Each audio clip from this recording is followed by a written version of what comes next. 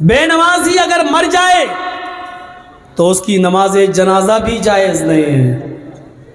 بے نمازی اگر مر جائے تو اس کو مسلمانوں کے قبرستان میں دفن کرنا بھی جائز نہیں ہے. چل رہا ہے. ہمارا سماج اس پر کیا ایکشن لیتا ہے سوچیے. نماز تو ایک ایسا معاملہ ہے کہ حضرت علی نے جس کو قاضی بنایا تھا، قاضی شریح جس کا نام تھا، بہت بڑے قاضی تھے. ان کا بیٹا ایک مدرسے میں پڑھتا تھا. ایک بار یہ نائی کی دکان پر گیا، نائی باربر حجام، بال بنوانے لگا. اسی بیچ عصر کی اذان ہو گئی. جب بال بنوا کے آیا تو جماعت ہو چکی تھی. سلام پھیر دیا، السلام علیکم ورحمۃ اللہ. یہ جلدی سے آیا، وضو بنایا، اور وضو بنانے کے بعد اس نے اکیلے نماز پڑھ لی. لیکن مدرسے کے ٹیچروں نے دیکھا کہ اس نے جماعت کے ساتھ نماز نہیں پڑھی. یہ بعد میں آیا اور اکیلے نماز پڑھ رہا. نماز پڑھی اس بچے نے، لیکن بعد میں پڑھی. مدرسے کے ٹیچر نے، مدرسے کے استاذ نے قاضی صاحب کو لیٹر لکھا، قاضی صاحب آپ کے بیٹے نے نائی کی دکان پر بال بنوانے میں اتنا ٹائم لگا دیا کہ جب بال بنوا کر آیا تو عصر کی نماز کی جماعت ہو چکی تھی. اس نے بعد میں اکیلے نماز پڑھی ہے. مدرسے کا مینجمنٹ کمیٹی کیا سزا دے آپ متعین کریے. میں مدرسے کا مینجمنٹ کمیٹی کا ممبر ہوں، لیکن آپ قاضی ہیں، آپ بتائیے کہ آپ کے بیٹے کو کیا سزا دی جائے. قاضی صاحب نے جو سزا دی سنیے وہ کیا تھا. ایک موٹا ڈنڈا بھیجا اور ایک لیٹر لکھا، اور لیٹر میں لکھا ہوا تھا مدرسے کی مینجمنٹ کمیٹی کو یہ میں آرڈر دیتا ہوں کہ میرے بیٹے کو اس موٹے ڈنڈے سے اتنا مارو جب تک یہ ڈنڈا ٹوٹ کر 3 ٹکڑے نہ ہو جائے، اس وقت تک اس ڈنڈے سے میرے بیٹے کو پیٹتے رہو. جب یہ ڈنڈا 3 ٹکڑے ہو جائے تو میرے بیٹے کو پیٹنا چھوڑ دینا اور اس کا کھانا پانی بند کر کے کمرے میں بند کر دینا. اگر وہ توبہ کر لے اور اقرار کرے کہ آئندہ میں کبھی اتنے تنگ وقت میں بال نہیں بنواؤں گا، یا کوئی تنگ وقت میں ٹائٹ شیڈیول میں نماز کا وقت قریب ہو تو میں کوئی دوسرا کام نہیں کروں گا، اگر اس بات کا اقرار کرے تو چھوڑ دینا، ورنہ بھوکا پیاسا اگر مرتا ہے تو مر جانے دینا. یہ قاضی کا فیصلہ ہے اپنے بیٹے کے بارے میں، قاضی شریح کا. ہم اپنی نوجوان نسل کو اینڈرائڈ موبائل ان کے ہاتھوں میں دے دیتے ہیں اور سمجھتے ہیں کہ میرا بیٹا فجر میں جماعت کے ساتھ نماز پڑھے گا. جو آپ کا بیٹا رات کے 12 بجے تک 2 GB ملنے والے نیٹ ورک کو ختم کرنے میں رات گزار دیتا ہو، آپ اپنے اس بیٹے سے یہ امید رکھتے ہیں کہ وہ فجر کی نماز جماعت کے ساتھ ادا کرے گا. ان سردیوں کی راتوں میں آن لائن پڑھائی کے بہانے آپ کی بیٹیاں موبائل استعمال کر کے واٹس ایپ اور فیس بک یوز کر رہی ہیں، اور آپ یہ امید رکھتے ہیں کہ ہماری بیٹیاں با پردہ اور با حیا ہو جائیں گی، نقاب لگائیں گی، خوشبو سے پاک صاف رہ کر بازار میں یا اپنے میکے یا کہیں اور جائیں گی. یہ آپ آج کے اس دور میں امید لگا رہے ہیں تو بیکار ہے. اگر آپ نے اپنی بیٹی کو اینڈرائڈ موبائل دے رکھا ہے، فیس بک اور میسنجر اور واٹس ایپ اگر وہ چلا رہی ہیں تو یاد رکھیے گا آپ اپنی بیٹی پر بھروسے کے لائق نہیں ہیں.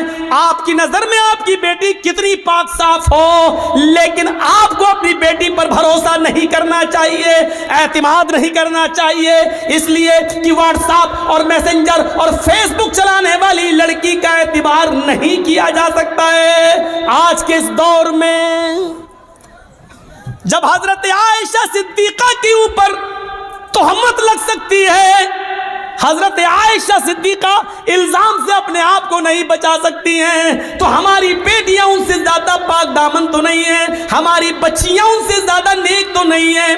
جب منافقوں نے، جھوٹوں نے، جب کجروؤں نے اور دل کے گندے لوگوں نے اما عائشہ کو نہیں چھوڑا تو ہماری بیٹیوں کو کیسے چھوڑیں گے؟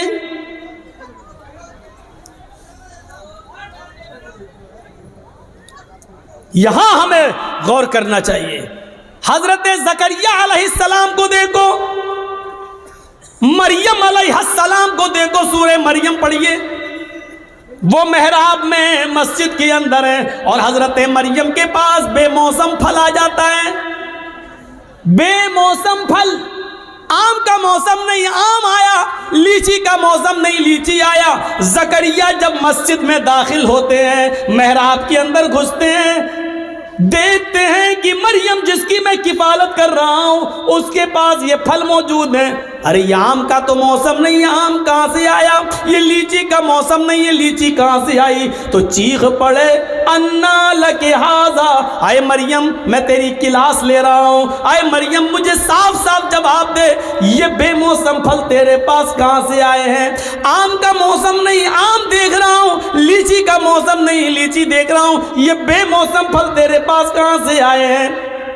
وہ مریم جس کی پاک دامنی کی گواہی اللہ تعالیٰ نے دی ہے کہ ہم نے مریم کو بغیر شوہر کے بیٹا دیا، عیسیٰ بغیر باپ کے ہم نے پیدا کیا، وہ مریم جن کے پاک و صاف ہونے کا اعلان اللہ تعالیٰ نے کیا ہے، قرآن میں جن کو پاک دامن بتایا ہے، اس مریم کی کلاس زکریا لے رہے ہیں کہ بتا میری بیٹی، او بتا میرے لخت جگر یہ تیرے پاس کہاں سے آیا ہے؟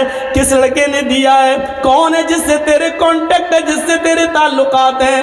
اللہ والی تھی، نیکی فرما بردار تھی، اپنے سرپرست کو شرمندہ نہیں کر سکتی تھی. جس نے پال پوس کر مجھے اتنا بڑا کیا اس کی عزت خاک میں نہیں ملا سکتی تھی. کہنے لگی آپ میرے اوپر شک نہ کریں، آئے زکریا میرے اوپر ڈاؤٹ نہ کریں. قالت ہوا من عند اللہ، یہ کسی لڑکی کی طرف سے نہیں بلکہ اللہ کی طرف سے آیا ہے، یہ اللہ نے بھیجا ہے، یہ جنتی پھل ہے، کوئی فرشتہ دے کر گیا ہے، اس میں کسی لڑکے کا ہاتھ نہیں ہے. جب مریم سے پوچھا جا سکتا کہ یہ پھل کہاں سے آیا، تم اپنی بیٹیوں سے کیوں نہیں پوچھ سکتے یہ موبائل تیرے پاس کہاں سے آیا؟ اس میں تو 10 روپے کا بیلنس تھا، آج اس میں 3 مہینے کا نیٹ پیک کیسے پڑا ہے؟ اس میں تو تیری اماں اور خالہ کا نمبر تھا، اس میں 5 نمبر اور کہاں سے آئے ہیں؟ کیا آپ اپنی بیٹیوں سے یہ سوال نہیں کر سکتے ہو؟ تم اسکول تو ڈرائیور کے ساتھ گئی تھی، پھر آئی ہو کس کے ساتھ آئی ہو؟ اکیلے کیسے آئی ہو؟ تمہارا بھائی تمہیں اسکول چھوڑنے گیا تھا، پھر تم نے بھائی کا آنے کا انتظار کیوں نہیں کیا؟ اکیلے کیسے چلی آئی ہو؟ یہ گھر سے کتاب 3 لے کے گئی تھی، یہ 5 کتابیں تمہارے پاس کہاں سے آئی ہیں؟ یہ سارے سوالات کی ذمہ داری ایک باپ کی بنتی ہے جو اپنی بیٹی سے پوچھے، اپنی اولاد سے پوچھے. اور اگر تم ایسا نہیں کر سکتے ہو تو تیار رہو، ہماری بیٹیاں کل RSS کے گنڈوں سے نکاح کرنے کے لیے تیار ہیں، اس لیے کہ یہ پلاننگ ہو چکی ہے کہ مسلم لڑکیوں کو اسکولوں میں جگہ دو اور ہندو لڑکوں سے کہہ دیا گیا کھل کے پیار کرو، کورٹ میرج کرو، ان کو نکاح کے بندھن میں باندھو اور 2-4 بچے پیدا کر کے بچے اپنے پاس رکھ کے عورت کو در در کی ٹھوکر کھانے کے لیے مجبور کر دو، اس کو نکال دو. اگر آپ اپنی بیٹیوں کی نگرانی نہیں کر سکتے ہو تو تیار رہو، آپ کی بیٹیاں غیر مسلموں کے ساتھ نکاح کرنے کے لیے تیار ہیں. 10,000 سے زیادہ ایپلیکیشنیں کورٹ میں موجود ہیں مسلم لڑکیوں کی، جس میں یہ کہا گیا ہے ہمیں اپنی مرضی سے ہندو لڑکوں کے ساتھ نکاح کرنے کے لیے تیار ہیں. میرے ماں باپ روکیں گے اس لیے مجھے پولیس پروڈکٹ دیا جائے، پروڈکشن دیا جائے، سرکشا دی جائے. میرے ماں باپ کورٹ میرج کے موقع پر میرے لیے رکاوٹ بن سکتے ہیں. یہ لڑکیوں نے، مسلم لڑکیوں نے، کالج کی لڑکیوں نے یہ لکھ کر دیا ہے. تیار رہیے، اگر آپ اپنی بیٹیوں کے موبائل نہیں چھین سکتے ہو، ان سے سوال جواب نہیں کر سکتے ہو، تو پھر یہ دن دیکھنے کے لیے تیار رہو کہ آپ کی بیٹی مسز ادریس، مسز اسلم نہیں بنے گی، مسز کھنہ بنے گی، مسز رمیش بنے گی، مسز موہن بنے گی، مسز فلاں بنے گی، یہ بنے گی. اس کے لیے تیار رہو. جو کہنا تھا کہہ دیا، برا لگنا سوابھاوک ہے کیونکہ حق ہے، حق برا لگتا ہی ہے، کڑوی ہے، کڑوی چیز خراب ہوتی ہی ہے. اس لیے میں معافی کا چندہ نہیں مانگوں گا آپ سے، سوابھاوک چیز ہے، ہونا ہے. آپ نے پوچھا نماز پڑھی کہ نہیں پڑھی، بیٹے سے پوچھا. ہمارے نبی نے تو یہ کہا تھا نا کہ بچہ 7 سال کا ہو جائے، بچے میں لڑکا لڑکی دونوں شامل ہے. جب بچہ 7 سال کا ہو جائے نماز پڑھنے کا حکم دو، لے کے جاؤ. نہیں پڑھے کوئی بات نہیں، کبھی پڑھے گا کبھی چھوڑے گا، لیکن جب 10 سال کا ہو جائے نماز نہ پڑھے تو اس کو مار مار کے لے جاؤ، مار مار کے نماز کی طرف لے جاؤ. پیٹو. 12-10 سال کے بعد لڑکے کو پیٹنا پڑے گا, نماز کے لیے مارنا پڑے گا, سزا دینا پڑے گی آپ کو اپنے بیٹے کو, کیونکہ وہ 10 سال کا ہو چکا ہے. 10 سال کے بعد باپ کی ذمہ داری بنتی ہے کہ وہ اپنے بیٹے کو نماز نہ پڑھنے پر مارے, پیٹے اور پھر مسجد میں لے جائے. آپ نے کیا ایسا؟ موبائل چلانے کی کھلی اجازت, چلاؤ اور بگڑو. قاضی شریح نے جو فیصلہ کیا اس فیصلے کو دیکھیے. حضرت عمر فاروق جب فجر کی نماز پڑھانے کے لیے کھڑے ہوئے تو ابو لولو نے, فیروز نامی آدمی نے, کسی بات پر وہ حضرت عمر سے ناراض تھا, اس نے خنجر میں زہر بجھا لیا تھا اور چھپ کر بیٹھا ہوا تھا منبر کے پاس. حضرت عمر نے جو ہی کہا اللہ اکبر, فوراً اس نے خنجر مار دیا. حضرت عمر فاروق کے پیٹ میں وہ خنجر لگتا ہے, اس نے نکالا تو پیٹ تھوڑا سا پھٹ جاتا ہے, ناف سے لے کر جہاں شرمگاہ ہوتی ہے یہاں تک جب اس نے خنجر نکالا تو یہاں تک پیٹ پھٹ گیا, یہاں تک خون کا دھارا بہنے لگا. نمازیوں نے ابو لولو کو پکڑنا چاہا لیکن وہ بھاگنے لگا. ایک صحابی نے اپنی چادر اس کے اوپر پھینکی جس سے اس کا پیر الجھ گیا, وہ گر گیا. جب اس نے دیکھا کہ اب میں پکڑا جاؤں گا اور بچوں گا نہیں تو اس نے وہی زہر آلود خنجر اپنے پیٹ میں مار کر خودکشی کر لی اور مر گیا. لیکن حضرت عمر فاروق کو جب ہوش آیا تو ان کو دودھ پلایا جا رہا تھا, دودھ وہ منہ سے پیتے تھے, پیٹ سے باہر نکل جاتا تھا. شہد پلایا گیا تو شہد پیٹ سے باہر نکل گیا.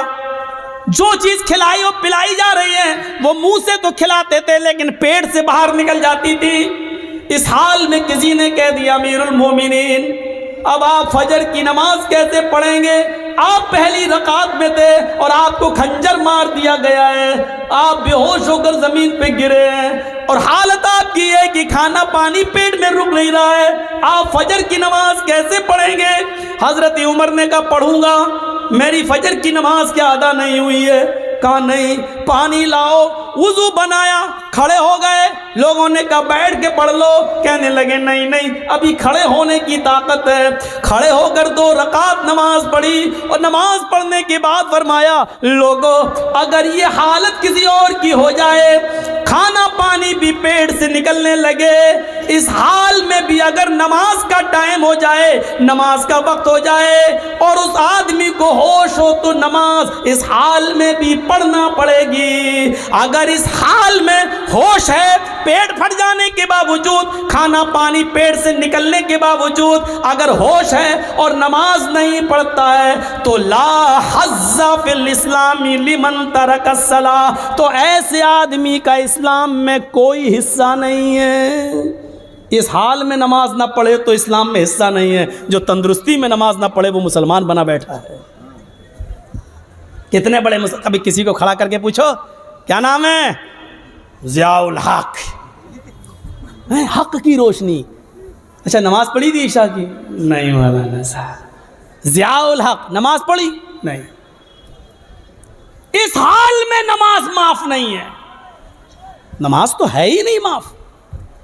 جرجی صاحب کو مودی کی یوگی کے کچھ گنڈے پکڑ لیں, کرسی پہ لے کے ہاتھ پیر باندھ دیں, اسی بیچ اذان کی آواز آ رہی ہو اللہ اکبر اللہ اکبر, جرجی صاحب ایک بار کہیں گے صاحب لنچنگ کرنے والوں مجھے مار رہے ہو مار دینا, لیکن مجھے 2 رکعت نماز پڑھ لینے دو. چھوڑتے ہیں تو ٹھیک, نہیں چھوڑتے ہیں تو کرسی پر بندے بندے ہمیں نماز پڑھنا پڑے گی. وضو کے لیے پانی دے دو, نہیں دیتے ہیں تو نیت سے وضو کرنا پڑے گا. اللہ وضو کے لیے پانی نہیں ہے, میں نے وضو کی نیت کر لی ہے, یہ وضو کی نیت ہی ہمارے لیے وضو ہوگی. ان سے کہا جائے گا کہ صاحب میرا چہرہ قبلے کی طرف کر دو, اگر وہ کرتے ہیں تو ٹھیک ہے, نہیں کرتے ہیں تو نیت کرنا پڑے گی. ہاں میرا چہرہ کھلا ہوتا تو قبلے کی طرف کرتا, لیکن میں بندھا ہوا ہوں اس لیے میں اسی طرف رک کر کے نماز پڑھ رہا ہوں. آئے اللہ تو کسی قبلے کا محتاج تو نہیں ہے، تو میری دل کی نیت اچھی طریقے سے جانتا ہے۔ لیس البر ان تولوا وجوہکم قبل المشرق مغرب، یہ آیت آپ کے ذہن میں آنی چاہیے۔ لیکن نماز اس وقت بھی پڑھنا پڑے گی، قبلے کی طرف چہرہ نہیں ہے، کوئی بات نہیں، جہاں تمہارا چہرہ ہے اس طرف کر لو۔ اللہ اکبر کہہ کر ہاتھ نہیں اٹھ رہے بندے ہیں تو زبان سے اللہ اکبر کہہ لو۔ وضو کے لیے پابندی ہے، پانی نہیں دیا جا رہا ہے تو نیت وضو سے کر لو۔ چہرہ قبلے کی طرف نہیں کرنے دیا جا رہا تو جہاں چہرہ ہے وہیں کر لو، اور الفاظ ادا کرتے رہو۔ لیکن نماز اس حال میں بھی پڑھنا پڑے گی جبکہ معلوم ہے کہ موت ہمارے سر پہ منڈلا رہی ہے، لیکن اس حال میں بھی نماز تمہارے اوپر معاف نہیں ہے۔ نماز کا وقت ہو گیا ہے، آپ کو اس حال میں نماز پڑھنا پڑے گی۔ یہ سختی ہے اسلام میں، لیکن نرمی بھی تو ہے۔ وضو کے لیے پانی نہیں مل رہا تو یہ نہیں کہا گیا نہیں رسی توڑو کرسی توڑو لیکن لاؤ پانی، نہیں ہے، نیت کر لو۔ یہ آسانی بھی تو ہے، قبلے کی طرف چہرہ نہیں کرنے دیا جا رہا، کوئی بات نہیں، جہاں چہرہ اسی طرف رک کر کے نماز پڑھو۔ ہاتھ نہیں اٹھ رہا ہے، کوئی بات نہیں، ایسے ہی پڑھو، زبان سے جملے ادا کرو لیکن کرو۔ یہی تو اسلام ہے، اور کیا ہے اسلام؟ کچھ مسئلے ایسے ہیں، ایک شخص آیا ہمارے پاس، مولانا صاحب میں 25ویں روزے کو اسلام لایا ہوں، مسلمان ہوا ہوں، تو مجھے تو 5 ہی روزے ملے ہیں، میں نے رکھ لیے ہیں، تو کیا جو 25 روزے میرے چھوٹ گئے ہیں کیا وہ مجھے رکھنا پڑیں گے؟ میں نے کہا تمہارے کہاں چھوٹے ہیں؟ گیا پانی ہے، اڑتا ہوا آیا سیدھے چلا گیا۔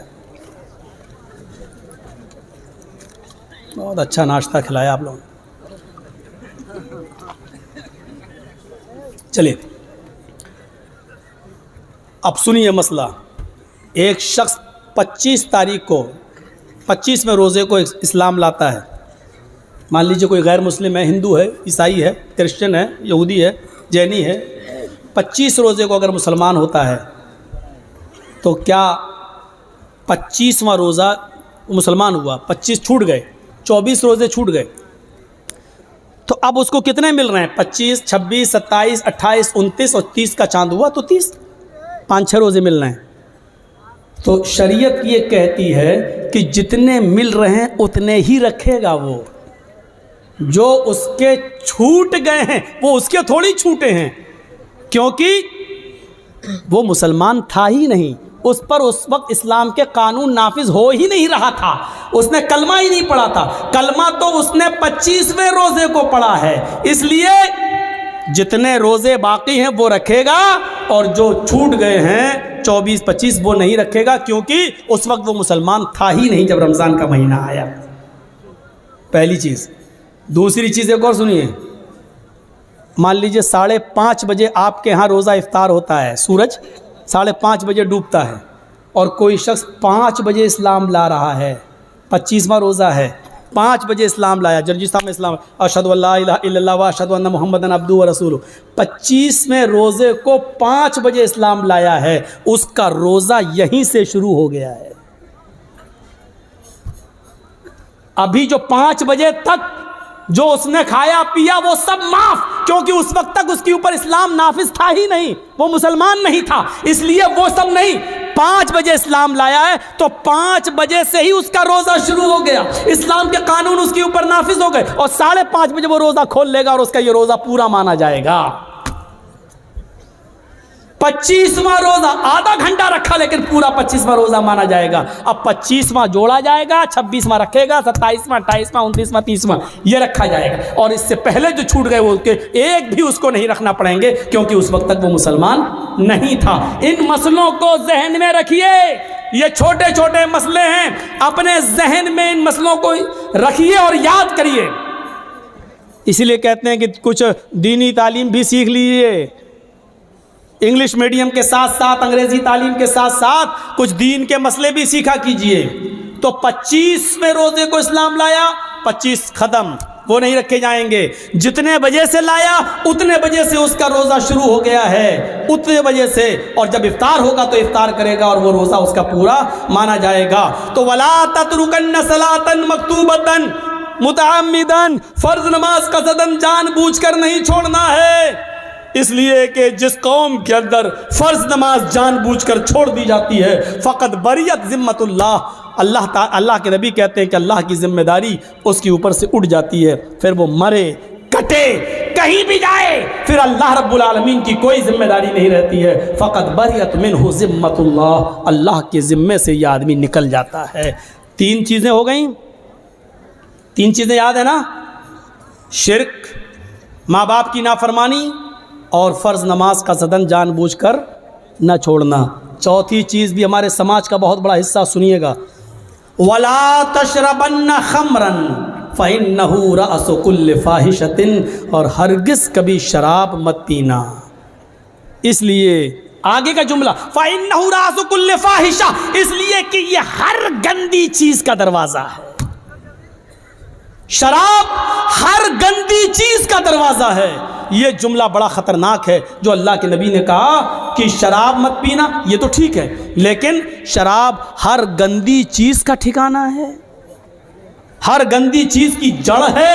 یہ جملے بڑے قابل غور ہیں۔ سنن نسائی کی حدیث کی کتاب ہے، ایک حدیث کی کتاب ہے سنن نسائی، اس میں ایک واقعہ آیا ہے بنی اسرائیل کا۔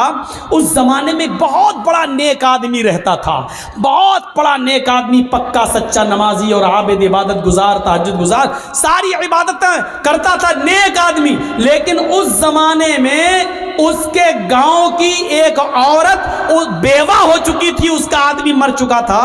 اس عورت کی نظر اس نیک آدمی کے اوپر تھی کہ اس کو کسی طرح اپنے گھر بلایا جائے اور اس کے ساتھ زنا کیا جائے۔ سنیے نوجوانوں، تمہارے مطلب کی بات ہے، اب شراب کی بات آ گئی تو تم اٹھ کے جانے لگے ہو۔ سنو عبرت لو۔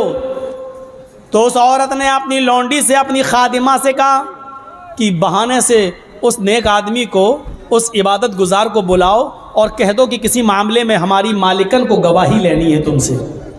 بیچارے کو بلایا گیا، وہ نیک آدمی، اور سنو، تہجد گزار، نمازی، 5 وقت کا عبادت گزار، وہ آدمی اس لیے آ گیا کہ اس عورت کو کسی معاملے میں ہماری گواہی چاہیے، جو سچی گواہی ہوگی میں دے دوں گا، جو معلوم ہوگا وہ میں بتا دوں گا، اور جو نہیں معلوم ہوگا اس سے میں اجتناب کر لوں گا۔ یہ شخص نیک عبادت گزار وہاں جاتا ہے، اور جانے کے بعد اس لونڈی نے ایک دروازہ کھولا، دروازہ جیسی اندر گئی ان کو لے کر، یہ دروازہ بند ہو جاتا ہے۔ وہ کہتی ہے اگلے والے دروازے میں چلو، دوسرا دروازہ کھلتا ہے، یہ نیک آدمی دوسرے دروازے میں جاتا ہے، دوسرا دروازہ اپنے آپ بند ہو جاتا ہے۔ کہتی ہے آگے والے دروازے میں ہماری مالکن ہے، یہ تیسرے دروازے میں داخل ہوتا ہے، تیسرا دروازہ بند ہو جاتا ہے۔ اسی طریقے سے وہ 4 یا 5 دروازے کے بعد وہ اس لڑکی کی مالکن کے پاس پہنچ جاتا ہے، جو حسن و جمال کی دیوی تھی، بڑی خوبصورت تھی، اور جس کا پتی مر چکا تھا، جس کا ہسبینڈ مر چکا تھا۔ کیا دیکھتا ہے یہ نیک آدمی، یہ عبادت گزار آدمی، اس عورت کے پاس ایک خوبصورت لڑکا بھی بیٹھا ہوا ہے، چھوٹا سا بچہ ہے، تقریباً 4-5-6 سال کی، 7-8 سال کی عمر ہوگی، اس سے زیادہ نہیں۔ خوبصورت بچہ اس کے پاس ہے، اور شراب کا ایک پیالہ بھی اس کے پاس رکھا ہوا ہے، اور چھری بھی رکھی ہوئی ہے۔ اس عورت نے کہا دیکھو، میں نے کسی گواہی کے لیے تمہیں نہیں بلایا ہے، میں نے تمہیں صرف اس لیے بلایا ہے کہ ادنو منی، میرے قریب ہوئیے اور میرے ساتھ زنا کیجئے، مجھے تم سے اپنی پیاس بجھانی ہے۔ اس آدمی نے اپنے دونوں ہاتھوں کو کان پہ رکھا اور کہنے لگا واللہ یہ کام مجھ سے نہیں ہو سکے گا، تمہیں معلوم ہے کہ میری پوری زندگی عبادت میں گزر گئی ہے، مجھے دھوکے سے یہاں بلایا گیا ہے۔ اس عورت نے کہا ہاں یہی سمجھو کہ مجھے دھوکے سے بلایا گیا ہے، میں نے آپ کو بلایا ہے، اب آپ کے پاس 3 آپشن ہیں، ان میں سے ایک کام کریے آپ، نہیں تو زندہ نہیں جا سکتے آپ یہاں سے۔ پوچھنے لگا کہ دوسرا آپشن بتاؤ۔ اس نے کہا میں 2 آپشن اور دیتی ہوں، یا تو میرے ساتھ زنا کیجئے، زنا نہیں کر سکتے تو یہ چھری اٹھائیے، اس خوبصورت جو بچہ بیٹا 7-8 سال کا، اس بچے کو قتل کیجئے۔ یا تو میرے ساتھ زنا کیجئے یا اس کے ساتھ اس کو قتل کیجئے۔ اس نے کہا قتل بھی بہت بڑا گناہ ہے، میں یہ بھی نہیں کر سکتا۔ پھر اس نے کہا کہ اگر قتل بھی نہیں کر سکتے ہو تو پھر یہ شراب کا پیالہ جو رکھا ہوا ہے، شراب کے پیالے کو پی لیجئے۔ اس نے جب دیکھا کہ میرے بچنے کا کوئی راستہ نہیں تو وہی معاملہ تھا، بڑے گناہ سے بچنے کے لیے چھوٹا گناہ کر لیا جائے اپنی جان کو بچانے کے لیے۔ یہاں تو شرک کرنے کو بھی نہیں کہا جا رہا ہے، صرف شراب پینے کے لیے کہا جا رہا ہے۔ چلو زنا کرنے سے اور قتل کرنے سے بہتر ہے کہ شراب کا پیالہ اٹھا کر پی لیا جائے۔ لہذا اس نیک آدمی نے شراب کا پیالہ اٹھا کر پی لیا۔ شراب کا پیالہ اٹھا کر پی لیا تو اس کو تھوڑا مزہ آ گیا۔ شراب کا جیسی ہلکا سا غنود کی طاری ہوئی، اس عورت نے دوسرا پیالہ شراب کا بھر دیا، کہا کہ ایک اور پی لو۔ اس نے کہا جب ایک پی لیا ہے تو دوسرا پینے میں کیا؟ اس نے دوسرا بھی پی لیا۔ اس نے ایک اور پلایا، اس نے تیسرا بھی پی لیا، اور پھر شراب کے نشے میں دھت ہو کر اس نے اس کے ہاتھ میں چھری پکڑا دی۔ یہ آدمی شراب کے نشے میں تھا، اس لیے شراب تو پی چکا تھا، اس نے اس بچے کو قتل بھی کر دیا۔ شراب کے نشے میں آ کر اس لڑکے کو جو 7-8 سال کا بچہ تھا خوبصورت، اس بچے کو اس نے قتل بھی کر ڈالا۔ اور پھر شراب کے نشے میں اس عورت نے اس کے دونوں ہاتھ پکڑ کے اپنے اوپر اس کو سوار کر لیا، اور اس نے شراب کے نشے میں اس عورت کے ساتھ زنا بھی کر ڈالا۔ غور کیجئے، ایک گناہ کروایا جا رہا تھا اس سے کہ تو میرے ساتھ زنا کر، لیکن اس نے زنا سے بچنے کے لیے کہا کہ نہیں، اللہ سے ڈرایا، قیامت سے ڈرایا، جہنم سے ڈرایا، لیکن اس عورت کی اوپر زنا کا بھوت سوار تھا۔ اس نے کہا اگر زنا نہیں کرتے ہو تو قتل کرو، قتل بھی کرنے سے انکار کر دیا تو کہا شراب پیو، اور جب شراب پی تو شراب پی کے قتل بھی کر ڈالا اور زنا بھی کر ڈالا۔ اللہ کے نبی نے کیا فرمایا؟ شراب مت پیا کرو، اس لیے کہ شراب تمام برائیوں کی جڑ ہے۔ میرے بھائیوں، نہ شراب پیا ہوتا، نہ قتل کیا ہوتا، نہ زنا، شراب نے اس سے قتل بھی کروا دیا اور زنا بھی کروا دیا۔ پھر یہ آدمی میرے بھائیوں زندگی بھر شرابی بن گیا ہے، گلیوں میں گھومتا پھرتا اور لوگوں سے شراب کی بھیک مانگتا پھرتا۔ یہ ایک جنتی آدمی تھا، لیکن ایک بار شراب پینے کے بعد اس کی دل کی دنیا بدلی، اور اس حال میں مرا کہ مرتے وقت بھی یہ شراب کی بوتل مانگ رہا تھا، شراب کا پیالہ مانگ رہا تھا، شراب مانگ رہا تھا، اور بلا کر شراب نہیں مرا، نہیں ملی اور ایسی ہی مر جاتا ہے۔ اندازہ لگائیے کہ ایک پیالے شراب نے اس آدمی کی زندگی کو کیسے بدل دیا، ایک جنتی انسان کو جہنمی انسان کیسے بنا دیا۔ اسی لیے اللہ کے نبی نے فرمایا وَلَا تَشْرَبَنَّ خَمْرًا فَإِنَّهُ رَأْسُ كُلِّ ذَنبٍ كُلِّ فَاحِشَةٍ، ہر گندی چیز کی جڑ ہے یہ شراب۔ نوجوانوں، اس شراب کو تم ہاتھ مت لگایا کرو، چھوڑ دو اس شراب کو۔ ایک انصاری نے دعوت کی مدینے کے اندر، حضرت علی کی، عبد الرحمن ابن عوف کی اور بہت سے صحابہ کی جب دعوت کر دی۔ اس زمانے میں شراب حرام نہیں ہوئی تھی، شراب کی حرمت کا اعلان نہیں ہوا تھا۔ اس انصاری نے سب کو کھانا کھلایا، اور کھانا کھلانے کے بعد شراب کا جام بھی پلوا دیا۔ شراب پی، حرام تو ہوئی نہیں تھی، اس لیے جو لوگ پیتے تھے وہ پی لیتے تھے۔ شراب یہاں پی اور یہاں مغرب کی اذان کی آواز آنے لگی۔ اب سب کہنے لگے کہ شراب تو پی لی، اب نماز پڑھنے مسجد میں کیا جاؤں، چلو یہیں جماعت کر لو۔ گھر میں ہی جماعت ہونے لگی۔ حضرت عبد الرحمن ابن عوف کو امام بنا دیا۔ حضرت عبد الرحمن ابن عوف نماز پڑھا رہے ہیں مغرب کی، حضرت علی اور دوسرے صحابہ پیچھے کھڑے ہیں، اور مغرب میں زور زور سے قرآن کی تلاوت کی جاتی ہے، وہ بھی کر رہے ہیں۔ شراب اپنا رنگ دکھانے لگی، دماغ پہ چڑھنے لگی، اور یہاں قرآن کی آیت پڑھ رہے ہیں الحمدللہ رب العالمین الرحمن الرحیم مالک یوم الدین ایاک نعبد و ایاک نستعین اہدنا الصراط المستقیم صراط الذین انعمت علیہم غیر المغضوب علیہم ولا الضالین۔ گاڑی صحیح چلی یہاں تک۔ اس کے بعد انہوں نے آنے لگا، چڑھ گئی اور نماز میں ہے. بسم اللہ الرحمن الرحیم. اب قرآن کی سورت شروع ہو گئی. قل یا ایھا الکافرون لا اعبد ما تعبدون. قرآن کی آیت یہی ہے، لیکن یہ کیا پڑھ رہے ہیں نماز میں؟ قل یا ایھا الکافرون نحن نعبد ما تعبدون. بالکل معنی ہی الٹ دیا. ترجمہ کیا ہوا؟ قل یا ایھا الکافرون، اے محمد صلی اللہ علیہ وسلم کہہ دو اے کافرو، لا اعبد ما تعبدون، میں ان جھوٹے خداؤں کی پوجا نہیں کرتا جن کی تم کرتے ہو. یہ ہے ترجمہ. لیکن انہوں نے کیا پڑھ دیا؟ نحن نعبد ما تعبدون. اے محمد صلی اللہ علیہ وسلم کہہ دو کہ اے کافرو، میں بھی ان جھوٹے خداؤں کو پوجتا ہوں جن کو تم پوجتے ہو، میں بھی ان کی عبادت کرتا ہوں جن کی تم کرتے ہو. معنی ہی بدل گیا. اللہ اللہ کر کے کسی طرح نماز ختم ہوئی. وہاں اللہ کے نبی کے اوپر قرآن کی آیت نازل ہوتی ہے، یا ایھا الذین آمنوا لا تقربوا الصلاۃ وانتم سکارى حتی تعلموا ما تقولون.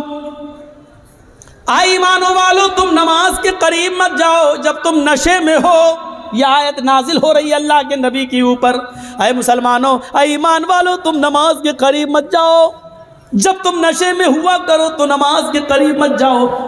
اس وقت تک نہ پڑھو جب تک کہ تم ان باتوں کو سمجھنے نہ لگو جو تمہارے منہ سے نکل رہی ہیں. تمہیں خود نہیں معلوم لا اعبد ما تعبدون پڑھنا ہے کہ نحن نعبد ما تعبدون پڑھنا ہے. تم سمجھ ہی نہیں پا رہے ہو. جب تک تم اپنی زبان سے نکلنے والے جملے اور ورڈز کو سمجھنے نہ لگو تب تک تم نماز نہ پڑھو. صحابہ کے ضمیر جھنجھڑ گئے. یا اللہ، یہ شراب اتنی خراب چیز ہے کہ اللہ تعالیٰ نے نماز جیسی عبادت کو ملتوی کر دیا. یعنی شراب اگر پی لیا کرو تو نماز مت پڑھو جب تم نشے میں ہو. یا اللہ، ایسے کیسے ہو سکتا ہے کہ میں نماز کے لیے شراب چھوڑ دوں، شراب پیوں؟ شراب نماز چھوڑنے کے لیے شراب پیوں؟ نہیں نہیں نہیں، شراب چھوڑ سکتا ہوں لیکن نماز نہیں. اس آیت نے ان کے ضمیروں کو جگا دیا. مسلمانوں، ایمانداری کے ساتھ بتاؤ، ہمارے ضمیر کتنے جاگے ہوئے ہیں شراب کے تعلق سے؟ کتنے؟ چلیے آئیے میرے ساتھ بامبے کا سفر کریے، ٹاٹا ہاسپٹل چلیے. میں نے اپنے چچیرے بھائی کا، پھپھیرے بھائی کا علاج 11 سال تک کرایا ہے ٹاٹا ہاسپٹل میں، اور 11 سال کرانے کے بعد بھی اللہ کے حکم کے آگے کسی کی نہیں چلتی. اور 11 سال کے بعد جب اس کا دوبارہ پیر کا آپریشن ہوا تو 3 مہینے کے بعد اس کا کینسر اوپر تک بڑھ گیا اور پھر ہم نہیں بچا سکے. وہی ہوا جو اللہ کو منظور تھا. ٹاٹا ہاسپٹل گواہی دے گا کتنے لوگوں کے لیور میں کینسر شراب کی وجہ سے ہوتا ہے، کتنے لوگوں کی آنتوں میں کینسر شراب کی وجہ سے، اور کتنے لوگوں کی کڈنی خراب ہوئی ہے ان میں کینسر ہوا ہے شراب کی وجہ سے. یہ ٹاٹا ہاسپٹل کی دیواریں لکھی ہوئی ہیں، بتا رہی ہیں، وہاں کے ڈاکٹر آپ کو گواہی دیں گے. میرے بھائیوں، شراب کینسر کی بنیادی بیماری کی جڑ ہے. یہ لیور کا کینسر کر دے، یہ دماغ کا کینسر کر دے، یہ آنتوں کا کینسر کر دے، یہ کڈنی کا کینسر کر دے. یہ جس خون میں دوڑتی ہے کس حصے کو کینسر کا پیشنٹ بنا دے، یہ کچھ نہیں کہا جا سکتا ہے. اللہ کے رسول نے اس کو ایسے ہی حرام قرار نہیں دیا ہے. اس کو چھوڑیے. ایک صحابی ہیں، شراب حرام نہیں ہوئی ہے، انہوں نے زیادہ پی لی ہے، اور زیادہ پینے کے بعد پھر وہ اپنی بیٹی کو پکڑ لیے، ہاتھ پکڑ کر کھینچنے لگے، اپنے روم میں لے جانے لگے جہاں وہ اور ان کی بیوی سوتی تھی. بیوی نے دیکھا کہ میری بیٹی کا یہ کھینچ رہے ہیں میری بیٹی کو، تو وہ آئیں اور اپنی بیٹی کو بچاتی ہیں اور شوہر کو دھکا دیتی ہے، پتی کو کمرے میں بند کر دیتی ہیں. جب نشہ اترتا ہے تو وہ دروازہ اندر سے پیٹتا ہے، یہ دروازہ کھولتی ہے. وہ صحابی اپنی بیوی کو مارتے ہیں اور پیٹتے ہیں. جب بیوی پٹ چکی تو کہنے لگی تھک گئے ہو کیا اور نہیں مارو گے؟ پھر اس نے اپنی بیوی کو گلے سے لگا لیا اور کہا تم جانتی ہو کہ تم نے مجھے بند کر دیا اس لیے میں نے مارا. ہاں مار تو لیا لیکن پوچھا نہیں کہ کیوں میں نے بند کیا. آج تم نے شراب کچھ زیادہ ہی پی رکھی تھی. کہا وہ تو ہو جاتا ہے کبھی کم کبھی زیادہ. اگر پی لی تو کیا ہوا؟ نہیں میرے ہسبینڈ، نہیں میرے پتی، آپ نے آج اتنی پی لی کہ آپ بیوی میں اور بیٹی میں انتر نہیں کر سکے، فرق نہیں کر سکے۔ آپ نے اپنی بیٹی کا ہاتھ پکڑ کر کھینچنا شروع کر دیا، اس کے ساتھ گندا کام کرنے کا ارادہ کر لیا۔ اگر میں وقت پر نہ آتی تو بیٹی کی عزت لٹ جاتی، بیٹی کی عزت تار تار ہو جاتی۔ صحابی یہ جملہ سنتے ہیں آنکھوں میں آنسو آ جاتے ہیں، زاروں کی تار روتے ہیں، آسمان پہ نظر ڈالتے ہیں کہ اللہ یہی جملے سننے کے لیے تو نے مجھے زندگی دی ہے، کیا یہی مجھے سننا باقی رہ گیا تھا؟ یہ زمین پھٹ جاتی، میں زمین میں دھس جاتا، آج کے بعد کون سا چہرہ لے کر میں اپنی بیٹی کے سامنے آؤں گا؟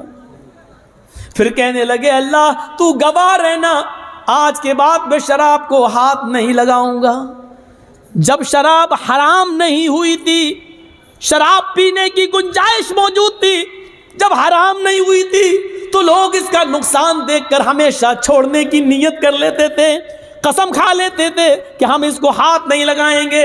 نوجوانوں، جب حرام نہیں ہوئی تب لوگ اس کو چھوڑنے کی قسم کھا لیتے تھے، تمہارے نبی نے اس کو حرام قرار دیا ہے، حرام قرار دیا ہے۔ جیسے سور کا گوشت حرام ہے، جیسے گدھا حرام ہے، جیسے کتے کا گوشت تم نہیں کھا سکتے ہو، یہ حرام ہے، اسی طریقے سے شراب حرام ہے۔ تم کیسے پی لیتے ہو، کیسے تمہارے حلق کے نیچے اتر جاتی ہے؟ قرآن اس کو شیطان کی گندگی کہتا ہے۔ انما الخمر والمیسر والانصاب والازلام رجس من عمل الشیطان۔ شراب، جوا، آستانوں کے نام پہ پھال چڑھائے ہوئے پھال، تیروں کے پھال، جوا اور انصاب، ازلام اور پانسے کے تیر، یہ ساری کی ساری چیزیں رجس من عمل الشیطان، شیطان کی گندگی ہیں۔ اللہ نے یہ نہیں کہا حرام، رجس من عمل الشیطان، شیطان کی گندگی ہیں۔ ایک انسان اپنی گندگی نہیں کھا سکتا ہے، دوسرے کی گندگی کھانا تو بہت دور کی بات۔ آپ نے یہاں لیٹرین کی کھا کے دکھاؤ، نہیں کھا سکتے ہو۔ آپ اپنی گندگی نہیں کھا سکتے ہو، دوسرے کی تو بہت دور کی بات۔ اللہ نے کہا یہ سب چیزیں حرام نہیں، رجس من عمل الشیطان، شیطان کا پائخانہ ہے، شیطان کی گندگی ہے، شیطان کی لیٹرین ہے، کھاؤ۔ کتنا کھاؤ گے؟ اللہ تعالیٰ نے اس کو شیطان کی گندگی قرار دیا ہے، رجس من عمل الشیطان، یہ شیطان کی گندگی ہے، شیطان کی گندگی۔ میرے بھائیوں ذرا تصور کرو، مفسرین نے لکھا ہے حرام کی جگہ پر یہاں اللہ نے رجس کیوں استعمال کیا؟ تاکہ آدمی کے مائنڈ میں، دماغ میں رہے کہ جب اپنی گندگی نہیں کھا سکتے ہیں تو شیطان کی گندگی، یعنی جتنی آپ گندگی سے، پائخانے سے، لیٹرین سے نفرت کرتے ہو، اس سے کہیں زیادہ شراب سے نفرت کرنی چاہیے، لیکن ہم نہیں کرتے۔ صحابی بیٹی کا ہاتھ پکڑ سکتے ہیں، کیا ہم اور آپ صحابہ سے بڑھ کر ہیں؟ کیا شراب کے نشے میں آ کر ہم اپنی بہن اور اپنی بیٹی کا ہاتھ نہیں پکڑ سکتے؟ اور اللہ کے رسول نے تو کہا ہے، قیامت کی نشانیوں میں سے ایک نشانی یہ بتائی، لا یاتین علی امتی ما اتی علی بنی اسرائیل، بنی اسرائیل نے جو کیا وہ میری امت بھی کرے گی۔ حذو النعل بالنعل، جیسے پیروں میں پہننے والے جوتے برابر ہوتے ہیں، میری امت میں اور بنی اسرائیل میں کوئی فرق نہیں ہوگا۔ یہاں تک کہ اگر ان میں سے حتی ان کان منہم من اتی علی امہ علانیۃ، اگر ان میں سے کسی ایک نے اپنی ماں کے ساتھ زنا کیا ہوگا تو میری امت میں لکان فی امتی من یصنع ذلک، تو میری امت میں بھی ماں، بہن اور بیٹی کے ساتھ زنا کرنے والے لوگ پیدا ہوں گے۔ یہ ماں اور بہن بیٹی کے ساتھ زنا کہاں کیسے ہوگا؟ یہی شراب ہے جس کا نشہ ہمیں اپنی بہن کے ساتھ زنا کرنے پر مجبور کرے گا، ہمیں اپنی بیٹی کے ساتھ زنا کرنے پر مجبور کرے گا۔ کون نوجوان ہوگا جو شراب کے نشے میں اپنی بیٹی، اپنی بہن اور اپنی ماں کے ساتھ زنا کرے؟ کیسا بے غیرت ہوگا وہ، اور یہاں تک پہنچانے والی چیز ہوگی شراب۔ قدامہ ابن مظعون نے بڑھاپے میں بہت ہی مجبوری میں جب ان کو درد بند نہیں ہو رہا تھا جب ان کے درد بند نہیں ہو رہا تھا، شدید درد سے کرہ رہے تھے، تو مجبوری میں انہوں نے شراب اٹھائی اور 2-4 گھونٹ اس لیے پی لیے کہ ہمیں نیند آ جائے گی اور کل صبح کسی حکیم کو، کسی طبیب کو دکھا دیں گے۔ وہ 85-90 سال کا بوڑھا قدامہ ابن مظعون، جنہوں نے اللہ کے نبی کا زمانہ پایا، جنہوں نے حضرت ابوبکر کا زمانہ پایا، جنہوں نے حضرت عمر کا زمانہ پایا، حضرت عمر فاروق کے زمانے میں انہوں نے تھوڑی سی شراب اس لیے پی لی کہ رات میں ان کو درد ہو رہا تھا اور درد کی وجہ سے وہ کروٹیں بدل رہے تھے، ان کو نیند نہیں آ رہی تھی۔ ان کے گھر میں، ان کے گھر کے کسی ممبر نے ان کو تھوڑی سی شراب پلا دی کہ لے لو، سو جاؤ گے، نیند آ جائے گی اور کل صبح کسی حکیم کو دکھا دینا۔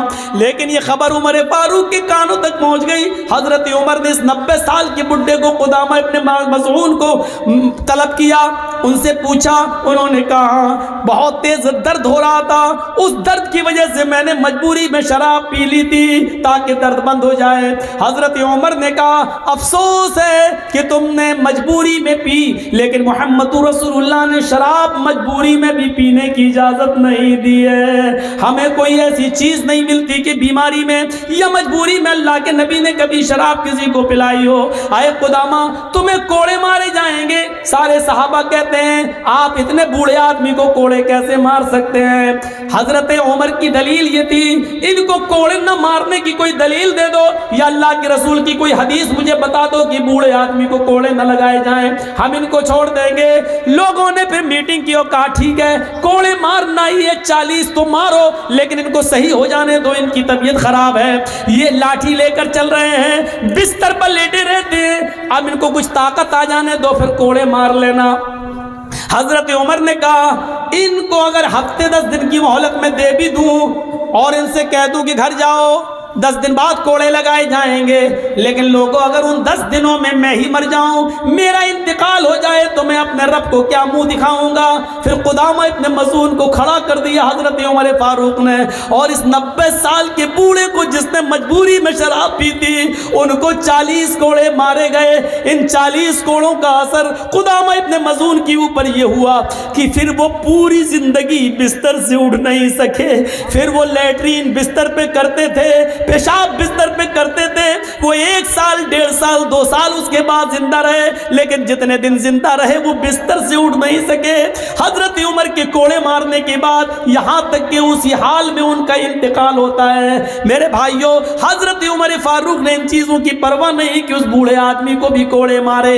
نوجوانوں غور کرو، جس شراب کے پینے پر بوڑھے آدمی کو نہیں چھوڑا گیا، قدامہ ابن مظعون کو نہیں چھوڑا گیا، پوری زندگی ان کی بستر پر ایڑیاں رگڑ رگڑ کر گزر گئی، پھر وہ بستر سے کبھی اٹھ نہیں سکے، پیشاب اور پائخانہ تک انہوں نے بستر پہ کیا، ان کی بیوی ان کے بچے اس کو صاف کرتے رہے، لیکن عمر فاروق نے اس کی کوئی پرواہ نہیں کی۔ یہ شراب پینے والوں کی سزا ہے اسلام کے اندر، ہم اور آپ اس لیے بچے ہوئے ہیں کیونکہ میرے بھائیوں یہاں اسلام کا قانون نہیں ہے۔ میرے بھائیوں اسلام کا قانون نہیں ہے۔ انڈیا میں تو کیا ہوا؟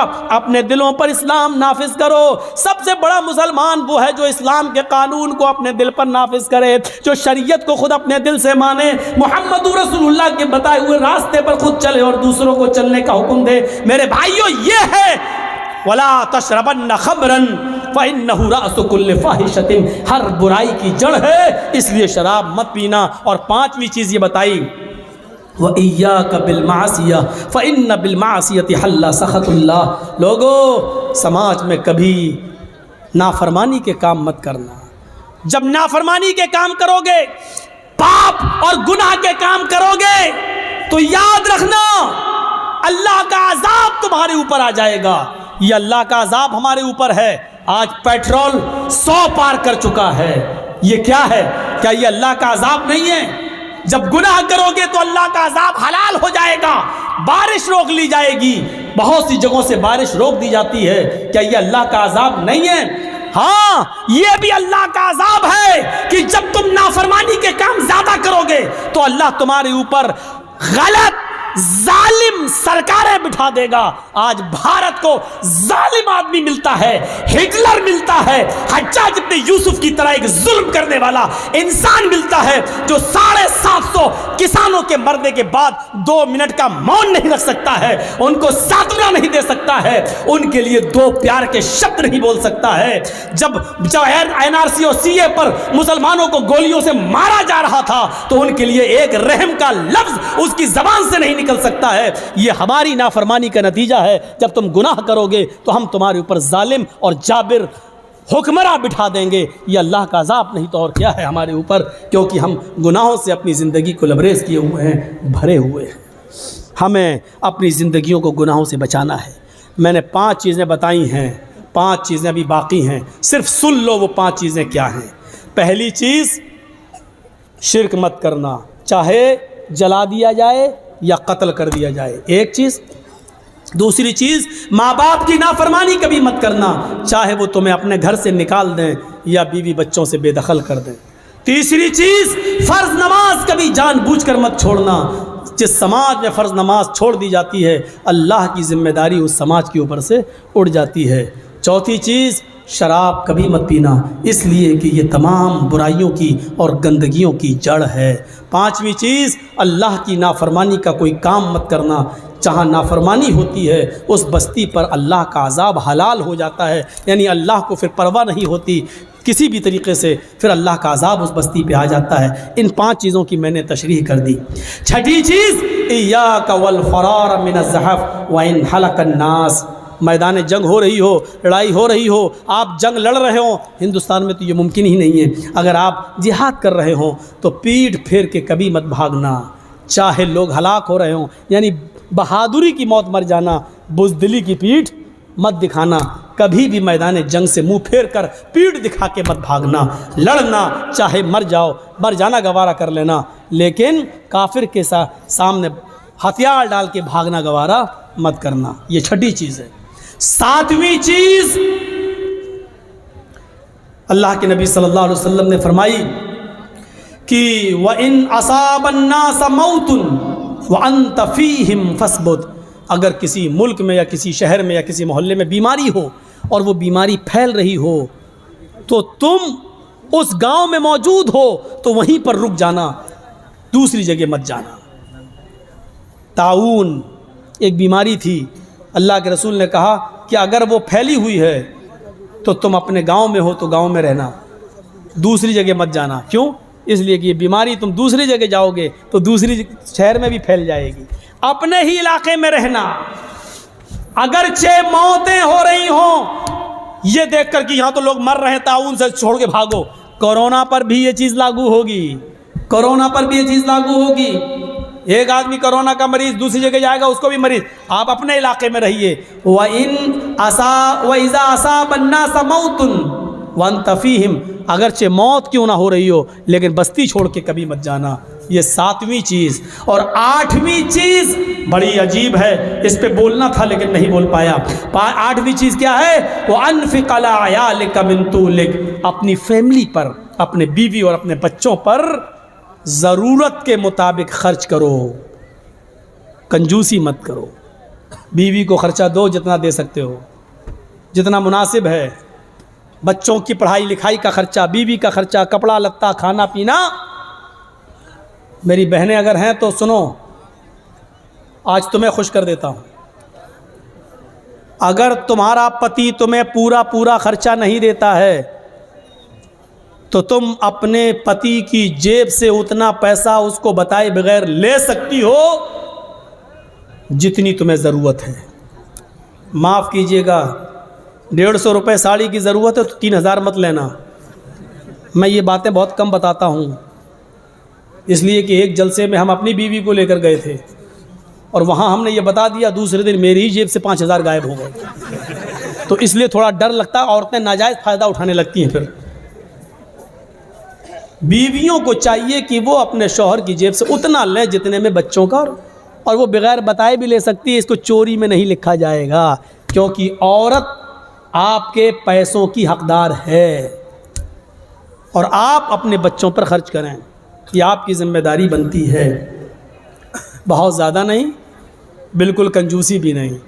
اب آدھا کلو گوشت کی ضرورت ہے, آپ 250 گرام لا کے دینا, اتنی پکا چل, یہ بھی نہیں خرچ کیجیے. میاں بیوی میں بہت پیار محبت بھی ہونی چاہیے. اور سنو, عورتیں اگر کبھی غصہ ہوں تو شوہروں کو چاہیے, آپ لوگوں کو, ہمیں اور آپ کو, کہ ان کی کچھ سن لیں. ضروری نہیں کہ اپنی بیوی کی ہر بات کا جواب دیں. حضرت عمر فاروق کے پاس ایک نوجوان آیا شکایت لے کر اپنی بیوی کی, تو ان کے ایک باہر کمرہ بنا ہوا تھا, اس کمرے میں بیٹھ گیا. تو کیا ابھی حضرت عمر نکلیں گے تو اپنی بیوی کی شکایت کریں گے, لیکن دیکھ رہا ہے کہ اندر آواز آ رہی ہے. دروازے پہ کان لگایا تو کیا سن رہا ہے کہ ان کی بیوی عمر کے اوپر برس رہی ہیں. صاحب تم تو چلے جاتے ہو, پکنے کو کون لائے گا, کھانے کو کون لائے گا, آٹا کون لائے گا, چاول کون لائے گا, یہ کون لائے گا, تم تو چلے جاتے ہو, تمہیں فکر ہوتی ہے پھر گھر کی. حضرت عمر سر نیچے ڈال کے کر رہے ہیں. یہ کہنے لگا لو, یہ اٹھ کے چلنے لگا. حضرت عمر تھوڑی دیر کے بعد گھر سے نکلے, کمرے میں آئے, کہیں یہاں تو ایک آدمی بیٹھا, دیکھا وہ جا رہا ہے, اس کو آواز دی, اے ہلو ہلو سنو, اس نے پیچھے مڑ کے دیکھا, ادھر آؤ ادھر ادھر. جی تم تو میرے پاس آئے تھے نا. جی ہاں بولو کس کام سے آئے تھے. نہیں امیر المومنین اب وہ کوئی کام نہیں ہے میرا, میں جا رہا ہوں. ارے نہیں تم اتنی دور سے آئے, کام بتاؤ. کیا کام تھا بتاؤ تو صحیح. کہا وہ میرا کیا کام تھا, وہ تھا لیکن وہ آپ کے بس کا نہیں ہے. میں امیر المومنین ہوں, میرے بس کا نہیں ہے. مجھے لوگوں کی خدمت کے لیے لوگوں نے امیر بنایا اور میرے بس کا نہیں ہے. کہا امیر المومنین میری بیوی مجھے الٹا سیدھا بولتی ہے, اتنا بولتی ہے میں سن نہیں پاتا ہوں. میں یہ شکایت لے کے آیا, میں نے سوچا آپ سے کریں گے. سن رہا ہوں یا دیکھتا ہوں کہ آپ تو خود ہی اسی بیماری میں مبتلا ہیں, آپ تو خود اپنی بیوی کے سن رہے ہیں. تو میں نے سوچا کہ جب آپ خود اپنا علاج نہیں کر پا رہے تو میرا کیا کریں گے, میں چل دیا. کہا بیٹھو. سنو, کہا کیا. بیوی سے جب ملتے ہو, ہم بستری کرتے ہو, تو جو بچہ پیدا ہوتا ہے وہ بچہ کس کا ہے. کہا میرا. اس کو نہلانے اور دھلانے کی ذمہ داری کس کی ہے. کہا میری. بیوی جو آپ کے بچے کو دودھ پلا رہی ہے, یہ اس کی ڈیوٹی نہیں ہے دودھ پلانا, پلا دیتی ہے. اگر وہ دودھ پلانے کا پیسہ آپ سے مانگے تو آپ کو دینا پڑے گا, لیکن پھر بھی وہ پلا دیتی ہے بیچاری فری میں. یہ کس کی ذمہ داری ہے دودھ پلوانے کی. کہا میری. کہا یار جب وہ ہمارے بچے کو نہلا دیتی ہے, دھلا دیتی ہے, لیٹرین کرا دیتی ہے, اس کی گندگی کو صاف کر دیتی ہے, اس کو دودھ پلا دیتی ہے, کھانا پکانے کی ذمہ داری بھی بیوی کی نہیں ہے. مولانا صاحب یہ کیا بیان کر رہے ہو, گھر کا کہیں الٹا سیدھا نہ ہو جائے معاملہ گڑبڑ. یقین مانیے جب آپ کا نکاح ہوتا ہے تو آپ سے کہا جاتا ہے کہ آپ کا نکاح فلاں فلاں کی بیٹی کے ساتھ اتنے اتنے روپے مہر کے عوض علاوہ نان نفقہ آپ کے ساتھ آپ کے نکاح میں دیا جا رہا ہے. کہ آپ نے قبول کیا, تب آپ کہتے ہیں میں نے قبول کیا. اس میں آپ کو کیا کہا جاتا ہے, اتنا مہر ہے علاوہ نان نفقہ, یعنی نان مانی روٹی, نفقہ مانی خرچہ, یعنی روٹی اور کپڑا خرچہ یہ سب الگ. اس کے علاوہ روٹی آپ کو دینا ہے, کھانا آپ کو دینا ہے. اگر وہ نہیں پکاتی ہے تو آپ اس سے زبردستی نہیں پکوا سکتے ہیں, اور کھانا آپ کو کھلانا پڑے گا. خود پکاؤ کھلاؤ یا ہوٹل سے لاؤ کھلاؤ, لیکن وہ کھلا دیتی ہے اور پکا دیتی ہے. تو کیا تم اتنا بھی نہیں سن سکتے ہو. کہا امیر المومنین اچھا ہوا یہ مجھے بتایا, یہ بات کہیں میری بیوی کو مت بتا دیجئے گا, ورنہ روٹی بھی ہم ہی کو پکانا پڑے گی. ٹھیک ہے میں سنوں گا. پھر حضرت عمر فاروق نے کہا سنو, تم نے اللہ کے رسول کی حدیث نہیں سنی. فَإِنَّ خُلِقَتْ مِنْ ضُلَعٍ, عورت آدم کی بائیں پسلی سے پیدا ہوئی ہے, اور پسلی کا اوپر والا حصہ یہ اوپر یہ ٹیڑھی ہوتی ہے. ٹیڑھی پسلی کیسی ہوتی ہے, یہ والی پسلی آپ نکالیے بائیں طرف کی, ایسے نکلے گی, یہ پسلی ہے. اللہ کے نبی کہتے ہیں کہ یہ آدم کی پسلی سے پیدا ہے بائیں, اور پسلی ٹیڑھی ہوتی ہے. فَإِن ذَهَبْتَ تُقِيمُهُ كَسَرْتَهُ, اگر تم نے اس پسلی کو سیدھا کرنے کی کوشش کی تو پسلی سیدھی نہیں ہوگی. ایسے کرو گے یہاں تک ہو جائے گی, بس یہ ٹوٹ جائے گی, سیدھی نہیں ہوگی. فَإِن ذَهَبْتَ تُقِيمُهُ كَسَرْتَهُ, اگر تم نے پسلی کو سیدھا کیا تو توڑ دو گے, اور اگر ایسے ہی چھوڑ دیا تو ٹیڑھی رہے گی. اب بتاؤ تیڑی رکھنا برداشت ہے یا توڑنا برداشت ہے؟ نہیں، تیڑی رکھنا سیدھا ہے، صحیح ہے۔ توڑنے کا مطلب طلاق، یعنی عورت طلاق لے لے گی یہ گوارا ہے، لیکن تم چاہو کہ سدھر جائے، پوری نہیں سدھرے گی، یہ یاد رکھنا۔ میری بہنیں برا مان رہی ہوں کہ ہم کو اتنا برا کہہ رہا ہے، میں کیا کہہ رہا ہوں، اللہ کے نبی نے فرمایا، اللہ کے رسول کو بھی سننا پڑتی تھی۔ ایک بار حضرت عائشہ صدیقہ ناراض ہو گئیں اور اللہ کے نبی کھجور لے کے ان کے پاس بیٹھے، عائشہ کھاؤ، اور وہ ناراض ہیں، کہتی نہیں کھاؤں گی، بھوک نہیں ہے، چہرہ پھیر لے آؤں۔ اللہ کے رسول ادھر آ گئے، جہاں چہرہ تھا ان کا ادھر آ گئے۔ ہم لوگ ہوتے تو کیا کرتے؟ کھاؤ، لو، نہیں کھائیں گے، چہرہ ایسا کر لیا، نہیں بھوک نہیں، کھا رہی کہ نہیں کھا رہی، نخرے دکھا رہی ہے، کھا، ایک تو منا رہا ہوں۔ ہم لوگ ادھر نہیں جائیں گے، اللہ کے رسول نے ادھر آ گئے، کھاؤ عائشہ کھاؤ، میں نے کہا نا مجھے بھوک نہیں ہے، پھر چہرہ گھما لیا، آپ پھر ادھر آ گئے، عائشہ نہیں، زیادہ نہیں، چلو کھاؤ، غصہ تھوکو، بسم اللہ، اللہ کے نام سے شروع کرو، چلو اللہ کا نام لو، کھاؤ۔ حضرت عائشہ بھی جانتی نہیں زیادہ نہیں کہلوانا چاہیے، 2 بار کہلوایا، تیسری بار موقع نہیں دیا، لیکن طنز مار دیا، کھجور اٹھا کے کہتے کھاؤ، ایسا بسم اللہ، اللہ کا نام لے کے کھاؤ۔ اس سے پہلے کہ میں اپنے باپ کا نام لے کے کھاتی تھی، اللہ ہی کا نام لے کے کھاتی تھی، یہ کہا اور کھانا شروع کر دیا۔ یہ تھی میاں بیوی کی نوک جھونک، کوئی بری بات نہیں، لیکن منانے کا اسٹائل دیکھو، لے کھاؤ، نہیں ہم لوگوں کی طرح نہیں، دکھا، نخرے مت دکھا، چل کھا لے، منا رہے ہیں نا ابھی۔ اللہ کے رسول نے ایسا کبھی نہیں کہا، لو، آ گئے ادھر، یہ ہوتا تھا۔ حضرت عمر نے کہا اگر اللہ کے نبی نے کہا اگر تم اس کو سیدھا کرو گے تو ٹوٹ جائے گی، اور ایسے ہی چھوڑ دو گے تو ٹیڑھی رہے گی، یعنی کچھ ٹیڑھا پن منظور کر لو، عورت کے اندر کچھ کمیاں ہیں برداشت کر لو، لیکن سیدھا کرنے کی کوشش کرو گے تو ٹوٹ جائے گی، طلاق ہو جائے گی۔ کتنی بہترین چیز بتائی، وَأَنفِقْ عَلَىٰ عَيَالِكَ، اپنے بیوی بچوں پر خرچ کرو، حیثیت کے مطابق، استطاعت کے مطابق۔ عورت کو بھی چاہیے کہ اپنے شوہر کی معاملہ دیکھے، بیچارہ بزنس کرتا ہے یا رکشہ چلاتا ہے یا مزدوری کرتا ہے، اسی حساب سے وہ اپنے شوہر سے اپنے خرچ کا مطالبہ مانگے، زیادہ مطالبہ وہ نہ کرے۔ یہ کتنی چیزیں ہو گئیں؟ 8۔